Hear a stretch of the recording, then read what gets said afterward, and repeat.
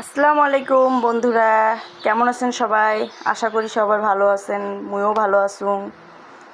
এই দেখো, আজকে তোমার সামনে নিয়ে চুং গোস্তের কোরমাটা রান্না হয়ে গেছে। এখন টেস্ট করি, দেখো কি অবস্থা।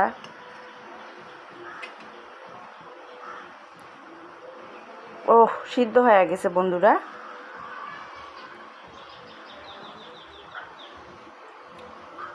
গরম, ইয়াম্মি, খুব মজা হয়েছে।